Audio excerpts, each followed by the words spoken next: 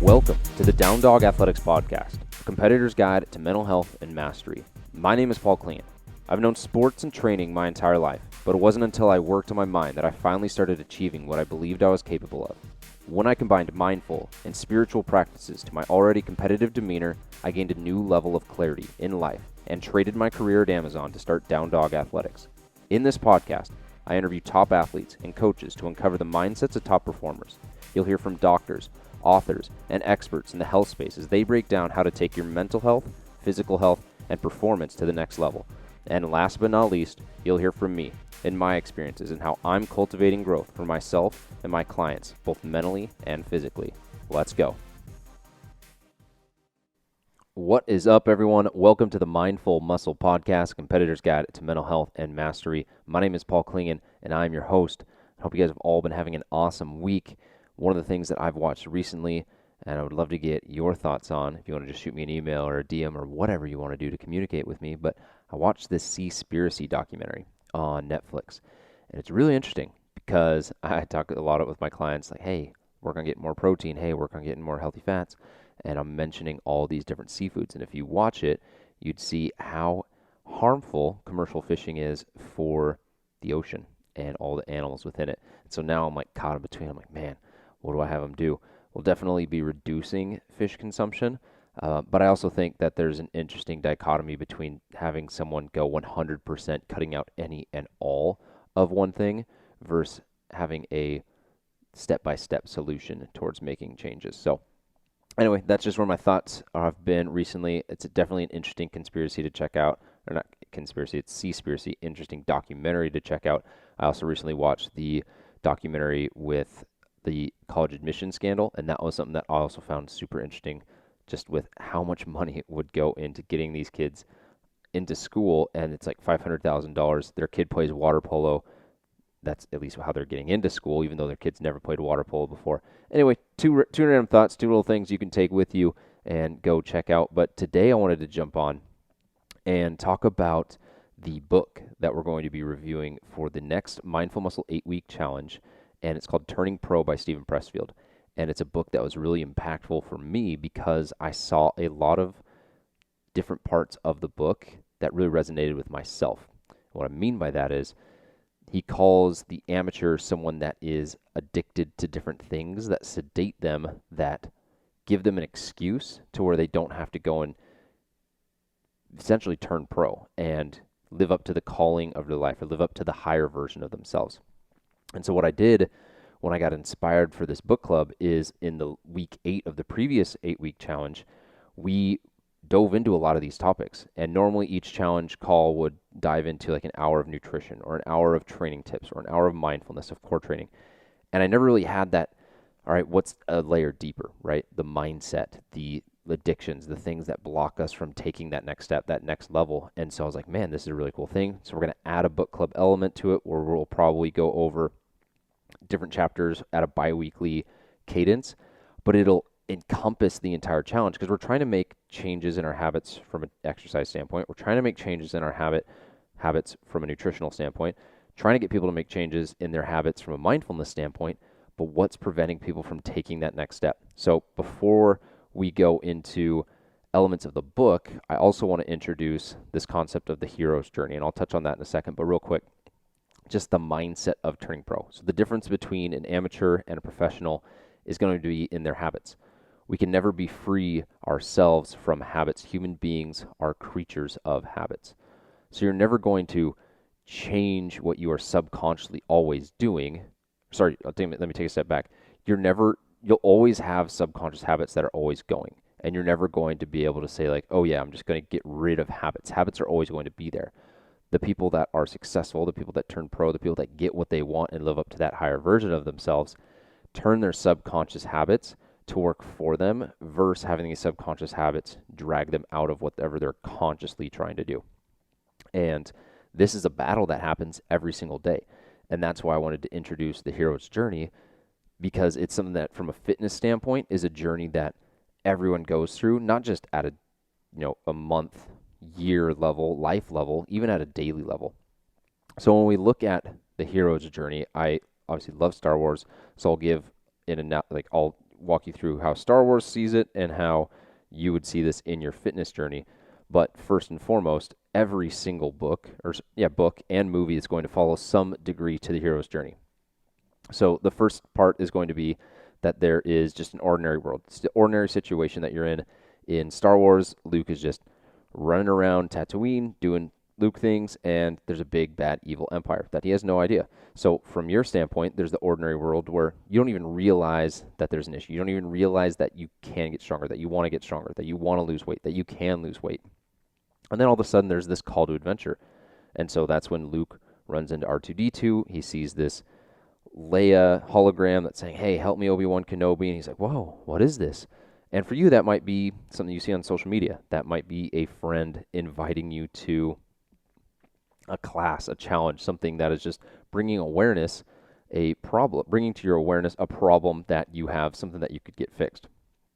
And then there's the refusal of the call, where initially you're like, oh, that sounds interesting. There's this call to adventure, and then all of a sudden you're like, I don't know, I don't have time, right? And this is where we get all those excuses. I don't have time. I don't have the money. I don't know if this is for me. I don't know if this will work for me. And we come up with all these little things and reasons why we don't have to go and make that change. And we see that with Luke. He's like, I can't leave. I got to deal with these droids, and I got to, shift the power converters and all the funny things that he says in that movie. But it's essentially just making up reasons why you can't go and take this next step that is the call for you to go and live into that higher version of yourself. So then Luke meets and really teams up with Obi-Wan Kenobi, where in your end, it might be a friend. It might be a coach. It might be someone who's like, hey, you can do this. And you get really inspired by them, and they inspire you to take that leap, answer that call, and ultimately cross the threshold, which is committing to that health program. And so for Luke, that was when he sees Aunt Beru and Uncle Lars, right? They're all burnt. Stormtroopers took him out, and he's like, man, I can't go back to this. I got to answer the call. And that is a really powerful step from a fitness and health standpoint, because once you see what you've been doing and understand you can't go back to that because you'll be unhappy, or because that that's not what you want for yourself in the future, then you cross that threshold. From there, you're going to have tests, you're going to meet allies, you're going to run into enemies, just like Luke's going to go and meet Chewie and Han. They're going to have different engagements in the bar, they're going to have different engagements with stormtroopers and whatnot, but these are the initial tests of your program. So you start a program, and you're like, oh man, now I got to go find out what I'm going to wear, or now I got to go find out what app I'm going to use, or now I got to find out how to do this thing that I really haven't done before. And you're going to meet friends who are like, hey, come to the gym with me. Hey, you should try this, recipe book. This is something that really worked for me. And so you're getting tests, allies, enemies. You're starting to see all these new things pop up and show up into your awareness. But ultimately, there's going to come that innermost cave. And so for Luke, I like Empire Strikes Back for this one specifically, just because he actually goes into a cave and has to confront Darth Vader, who ends up being himself. But for you, these are the lies that you've told yourself. So you start a challenge, you're like, I can do this. And then you run into that big wall of resistance, and it's like, who are you to say that you can do this? You'll never have abs, or you'll never be able to run a mile under 8 minutes, or you'll never lose that weight. You run into whatever that self-doubt, that self-sabotage, whatever that ultimately, when we get to addictions, you'll see this. These are the things that incapacitate you and give you that not a get out of jail free card, but give you that pass to where it's like, oh, I didn't have to fight that final battle. Something else came up, and so I couldn't do it. It's that big excuse that we give ourselves to let ourselves off the hook every single time. And so for Luke in that movie, he's, eventually gets to the Death Star, and eventually now he's got this big ordeal, and he's got to go and seize the day. And so that's the next step in this hero's journey. So maybe you do get past that wall, and you do have that initial oh man, I have this huge resistance to tracking food because it's something scary, or it's way too much work. I have this huge resistance running a marathon because that seems like way too much of a commitment. And so you get over that initial hurdle, but now you've got the ordeal. Now it's the actual training of the marathon. Now it's the actual tracking of the food, and it's the actual hard work that you got to do.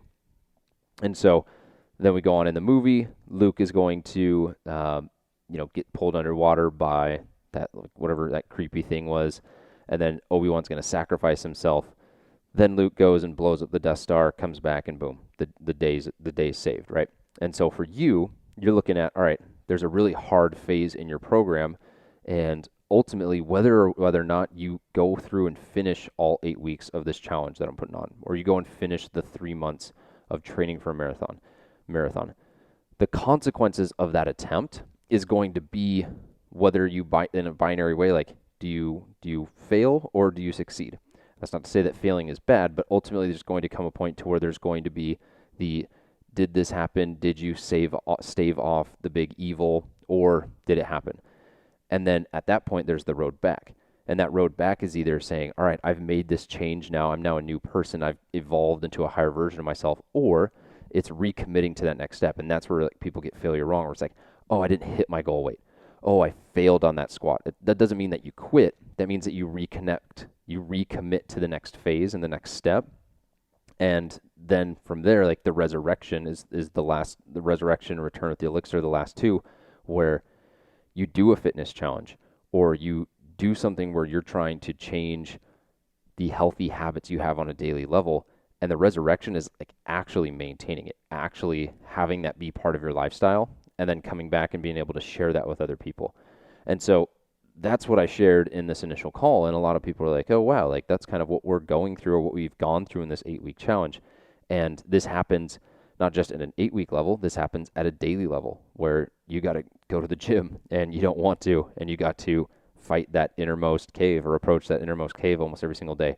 That's going to happen at a really large scale where you got to change careers or you got to, make that decision in that relationship or outside of that relationship that's going to have, a serious consequence at the end of you going and having that ordeal. So all that's to say, this kind of sets the stage for what is carries a lot of the themes in the book, because in Luke Skywalker's transition, he goes from the amateur, which is the farm boy Luke, to the professional, to the Jedi Knight, whereas you go from someone who's not even aware that you can improve your life, you can improve your health, you can improve your fitness, you can improve how you show up day to day with the people that you interact with, to being that person that just radiates energy that people want to be around, the person that inspires people, right? So that's that transition from the amateur to professional.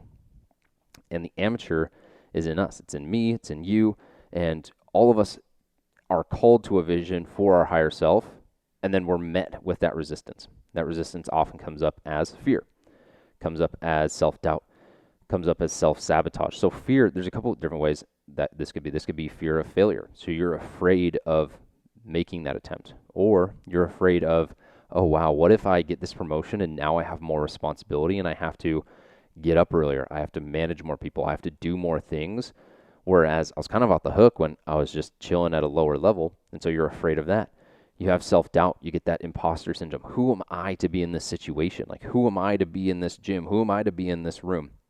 So you have some sort of self-sabotage where you're like, you do everything really great, and then Friday comes and you sabotage yourself with your diet, or you sabotage yourself with drinking a ton and getting hungover, right? And that's not necessarily something that you consciously would say, like, yeah, that's what I want to do, but that's also what you believe you deserve and what you're capable of, so you're going to subconsciously self-sabotage yourself back. And what's happening is that addiction to these resistances or to these things that kind of let you off the hook are going to replace that inspiration or whatever thing that you're aspiring to do. And so these addictions show up, they're ultimately habits that enable us to not confront that resistance. They're the things that, you're going to that innermost cave, but then you're like, I don't really have to. So for a lot of people in a nutrition standpoint, it's junk food, where it's like, I have this bag of chips, or I have this drink or whatever, and now I'm off the hook. Like, all right, like I miss my diet.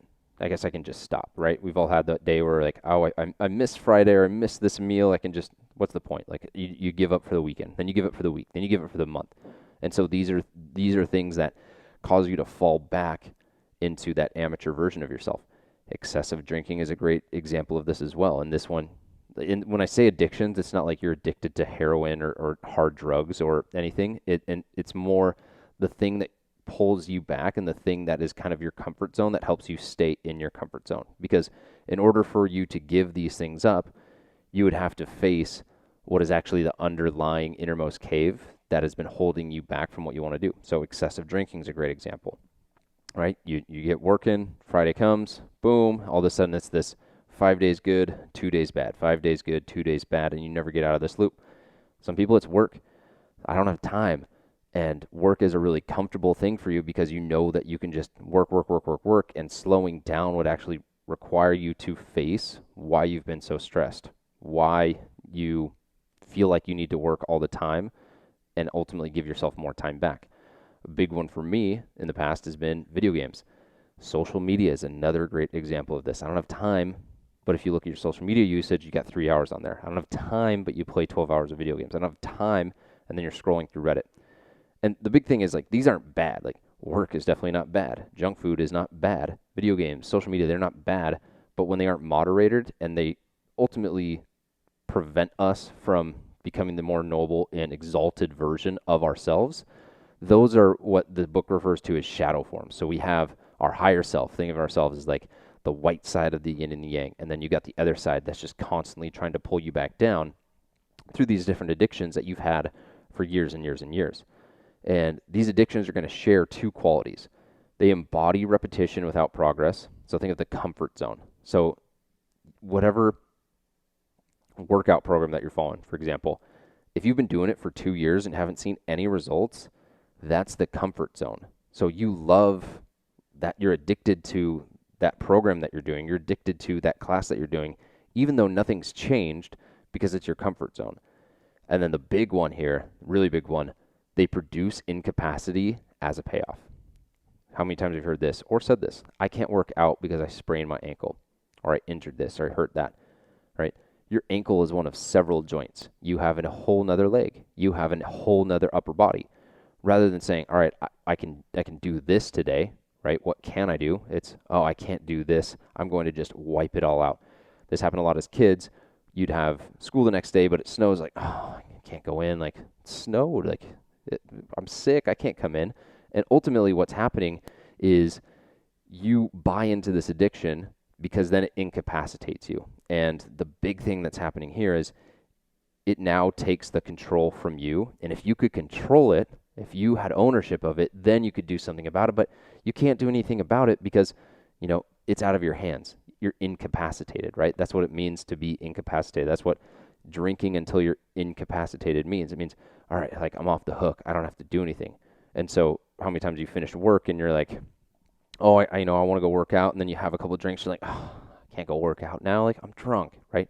That's incapacitating you from doing the thing that you should be doing. But because you're giving ownership to something else, it's not your fault, right? This is this loop that happens over and over and over. And so there's other kind of ways to think about these addictions. I talked about failure earlier. I failed. I had some junk food. So what's the point? I don't need to try anymore. Like, I already failed. I gave up. I didn't hit my goal. So what's the point? I don't need to try anymore. I tried. I failed. I should just quit, right? That's a type of addiction. You get addicted to that. Distractions. Like I said, social media. Every time I know that I have a really big project, I notice that I go to my phone more and more and more, and now I've started to identify that's resistance. It wants you shallow. It wants you unfocused, because if you were to break through that, then you would have to do the hard work that's going to give you the bigger payoff, that's going to cause you to be the more noble, the more exalted version of yourself. But that resistance is saying, hey, no, like, stop, like, play it safe, play it small, right? And so distractions are a huge one. Stress, work. How many times have you felt like you fill up your time, you fill up your day to have 1,000 things going on to give you an out, where you say, I don't have time to work out. I don't have time to focus on myself. I have a million things going on. And then as soon as you do get some time, you fill it. And you see this all the time in the workspace.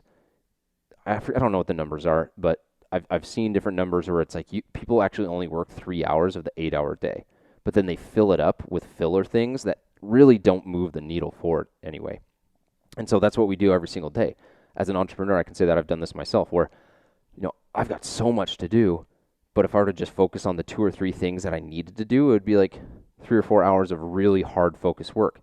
But then all of a sudden I'm answering an email that doesn't need to be answered right away. I'm working on a project that is kind of disconnected from everything else I'm doing. All of a sudden I'm rechecking numbers that I don't need to be checking. And then I fill and puff up this space almost like popcorn. And at the core of it is that little kernel That's what I needed to be doing. But we fill it up, we kind of puff it up and say like, oh, I don't know, there's so many things going on, I can't do that. In reality, we've allowed those things to come in because of a lack of boundaries, because of a lack of clear direction, a lack of clarity on like, hey, here's what matters, here's what's really important. Everything else can come in after I've taken care of these things. These things, in this case, in this podcast and in this challenge, is your health.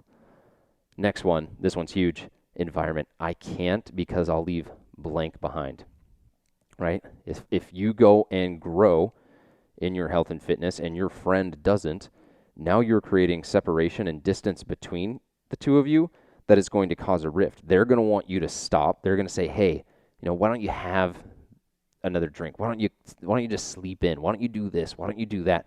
Because the further you get from them, the more they're able to see, wow, like they're growing, I'm not. That delta makes them uncomfortable, so they want to pull you down the ladder.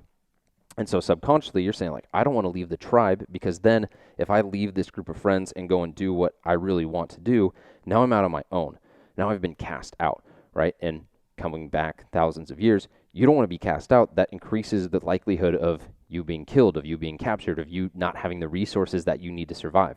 So that's why we want to be in tribes so bad, is because as a group, right? Think about you go out to a bar and you're going to talk to people that you're interested in. If you're doing that as a group of 5 people, that's not as scary as if you as one person go into a group of 5. See what I'm saying? And so when you have this environment that keeps you in your comfort zone and keeps you safe, and then you go and try to step outside of that, you're saying, oh, I can't make these changes because I'm going to leave this behind. And that's not to say that you're going to leave your friends behind, but in order for you to do what very few people do, like in order for you to grow to what it is that you need to do, you want to find people that are doing the same things. And if you do what everyone does, you're going to ultimately end up with what everyone else has. And so that's something that an answer that you really got to come to on your own. And this is where like individual one-on-one coaching really comes in and helps, is because you're able to have someone who's like on your side, who is helping you and can kind of be that guide, that Obi-Wan Kenobi, that part of your tribe that is helping you progress. So I've always had coaches, life coaches, nutrition coaches, training coaches, business coaches. Those people help believe in me and make these decisions that are hard, where I might need to leave the tribe, whether it is permanently for a moment or in certain areas. They give me the confidence, they give me the clarity, the direction to be like, all right, I'm leaving this behind, because if I don't, I can't go and gain this. If you're holding on to stuff that you don't really want, you don't have that extra hand to go and grab that thing that you actually do want.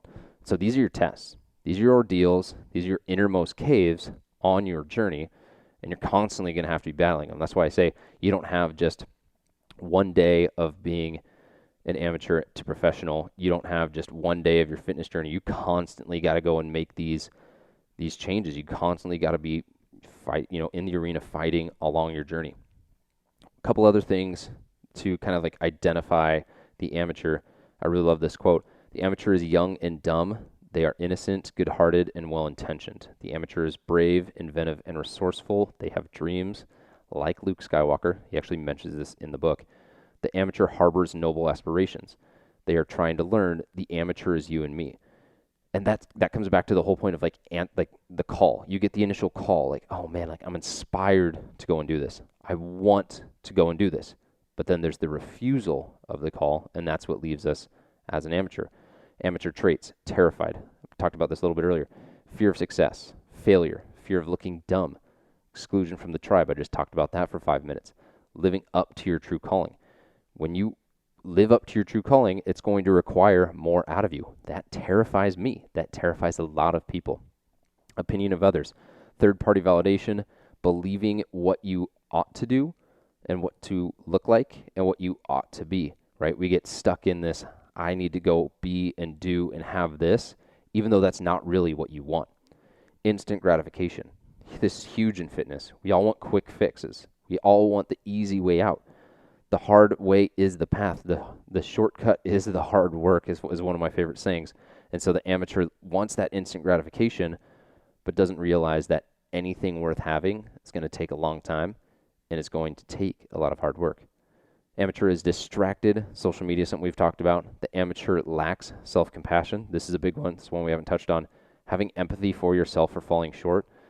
That is going to happen. The consequences of that innermost cave and of you going and fighting that self-sabotage or that fear, there's going to come times when you come up short. But if you beat yourself up all the time, you're never going to have the energy to get back up and try, because you're just there like in your own head, like just pounding you on the ground. It's like, have some empathy, pick yourself back up and try again. The amateur is ready tomorrow. I think that's like the most common one. Like, I'll start on Monday. The diet starts Monday. It starts January 1st. I'll start after this trip. Then the biggest one, give away power. I can't because this, right? I can't work out because it's snowing. I can't go for a walk because it's raining. I can't do this because my manager said this. If you give away all of your power, you don't have the power to go and make the change. So identify as many things in your life that you can take ownership of, because when you own it, then you have the power to go and change it. Boom. From amateur to professional. Terrified, you want courage. If you're worried about the opinion of others, get some self-awareness to understand who you are and what matters to you. Instant gratification. Identify a sound strategy that will get you to where you want to go. You'll probably get there faster than you realize if you have a sound strategy. Amateur goes from amateur to professional, goes from distracted to focused. They go from a lack of self-compassion to empathy and grace. Ready tomorrow. Swap that. Take some action right now. Stop giving away your power. Take ownership. So that is all a very quick snippet of the book Turning Pro by Steven Pressfield. The reason why I wanted to go over this, one, is to give you a heads up on what is going to be part of the challenge. Obviously, the challenge is a fitness challenge. You're going to have my best training programs accessed in the Down Dog Athletics app. You're going to get nutrition coaching with recipe books, meal plans, shopping lists.